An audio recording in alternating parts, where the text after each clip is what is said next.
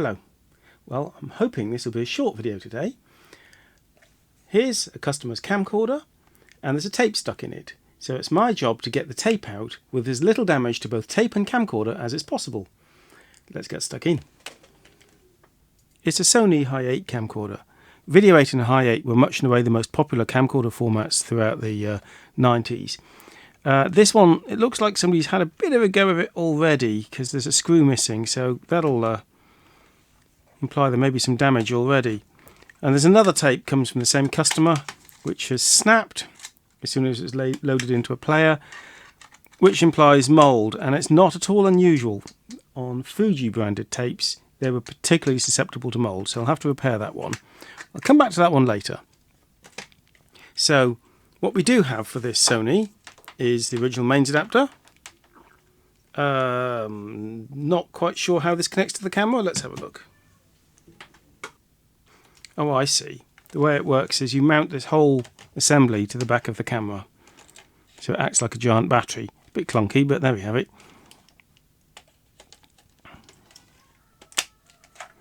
Right, so if I power this up, it says power. So there's now power to the camcorder. Let's see if I can get any life out of it at all.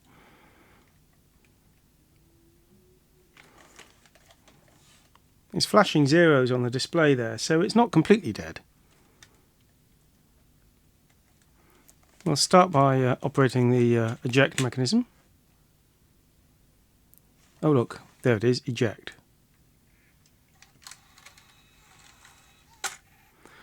Was that the easiest repair I've ever done? Oh dear. So the doors come adrift here, someone's had a bit of a go at that. But the machine itself does appear to be in good order.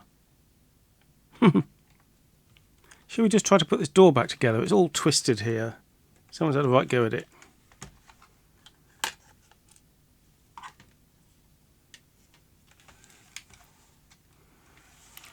You can see the metal frame is slightly bent.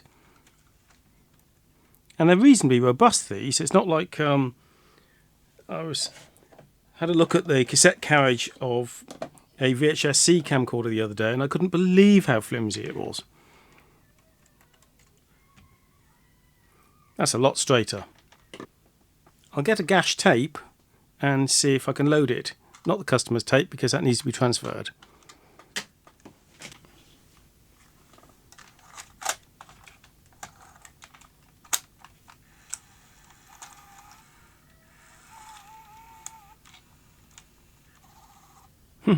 Seems to be in good working order.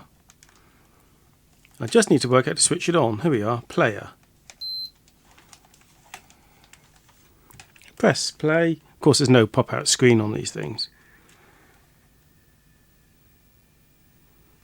And it's playing the picture quite well. Let's briefly connect it to a monitor.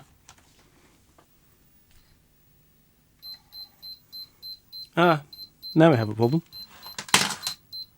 It's just flashing the eject symbol.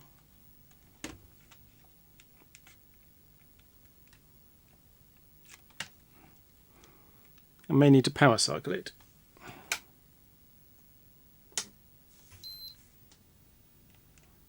Try rewind. It's always a safer place to start than play.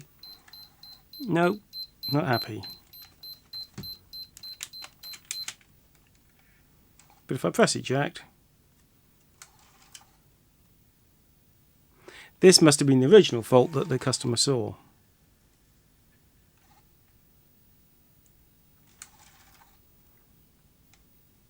Okay.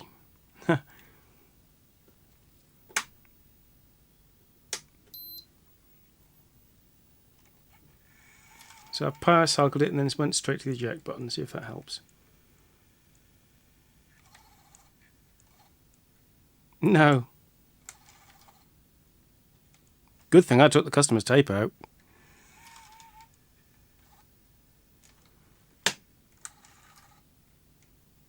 It's clearly jamming in some way.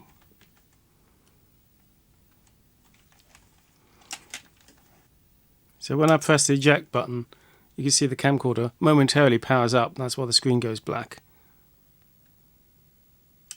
Give it a sharp tap.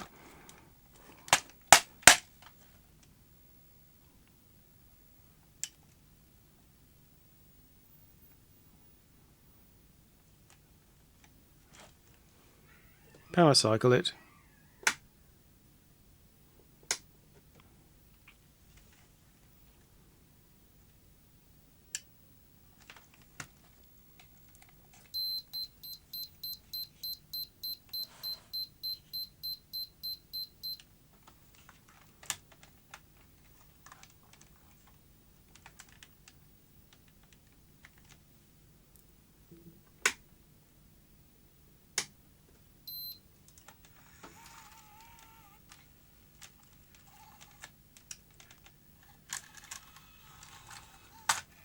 Okay, I managed to manipulate it enough to get it to eject.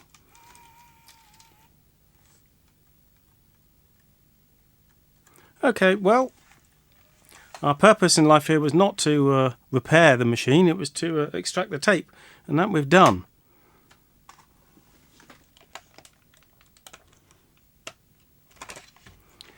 The other screw has actually been left behind, so somebody must have forced that cover off.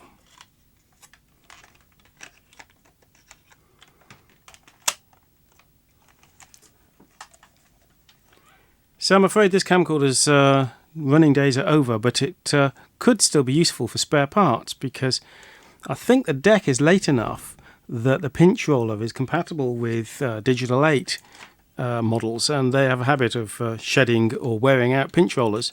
So it could yet be useful to me. As we're here, let's solve this. I've done a video before, link there, about demolding Video8 tapes. This one doesn't look too bad. I suspect it's only going to need a little attention.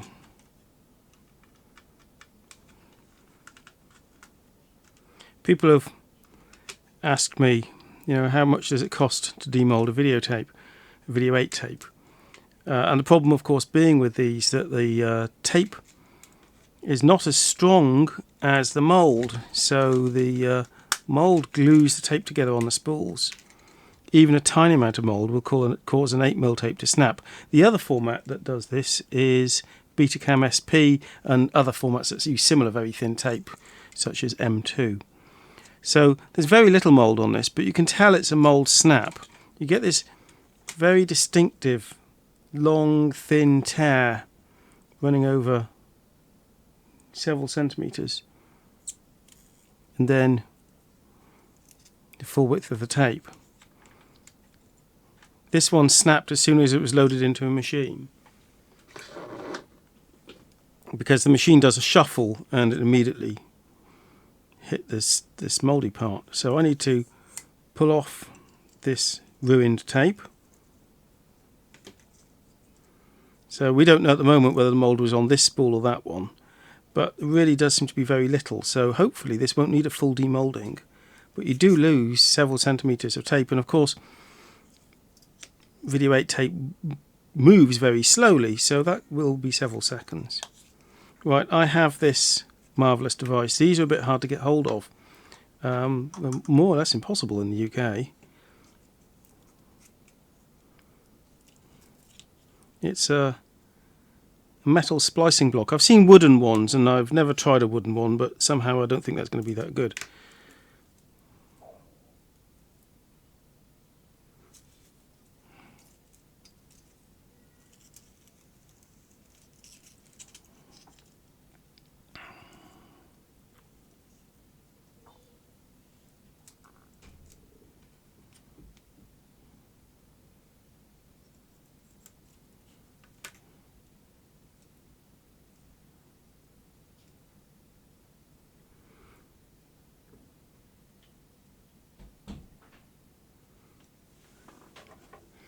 And one of the key things, of course, is to use proper video splicing tape. So this was the stuff that they would have used to attach videotape to the leader when they were making pre-recorded VHS tapes back in the day. Or indeed beta.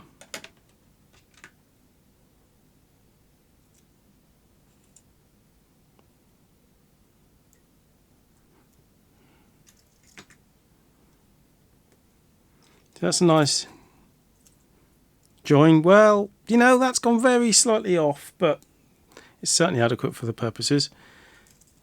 I'd like to have seen a slightly better join than that. Right, now what I'm going to do is give the tape a bit of a tug, and hopefully it'll tighten slightly on the spools. If it does, that means that it's slipping past any mould. Oh yeah, definitely. But if you do that too tight, too much, first you could stretch your tape, and another thing is, what can happen is, if you've got a lot of mould on the sticking the tape together, you'll get a break, but it will be, how can I describe it? You'll get the tape still glued together but broken, so when it runs along, it'll come along to the point where you have an overlap of one rotation of the tape where it's glued on at one end or the other, and then of course that can snap when you run it through the machine. So this is why on occasion, especially when I was doing this in the early days, I'd have a problem that I'd demolded a tape, and yet when I ran it, it would still snap. That's because the snap was hidden in the mould. Right, the knack is to only pull it gently. We'll reassemble this tape, and I'll mention again this little spring here which locks the door. Maxell branded tapes, they've got a little metal spring, a leaf spring in there, and I've never managed to, oh hardly ever managed to put it back in the right place. So it's a real nuisance. And the other brand of tape, which clearly are also made by Maxell, was Boots. Fortunately, most tapes have an all-in-one design where the plastic catch and the spring are all in one.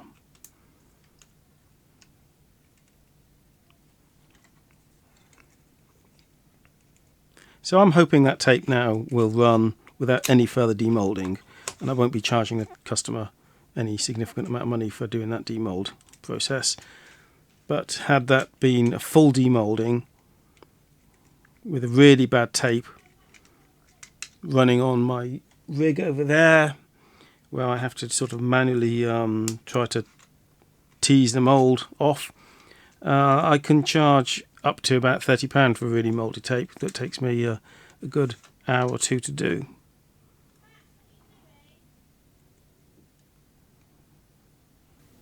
Well, I said it would be a short video. It was a bit too short really. So let me tell you a little bit about some of the things coming up. I have already shot a video and I'm in editing for a very special DAT machine which can do a special connection that I need. And things don't quite go to plan, so that's a longer video which is coming up shortly. Other things I have received lately include 2 VTC 5000 Sanyo beta video recorders. One I think is going to be a spares machine for the other. I've received a Sony SLC9, which was a lovely Betamax video recorder. I've featured one or two of those before. And I've also received a Sony reel-to-reel tape recorder, which was given to me because the owner had had it since he was 21 and couldn't bear to throw it away. So all of those coming up in the near future. Do please remember to like, share and especially subscribe, and I'll do a lot more content on audio and video technology in the near future. Bye for now.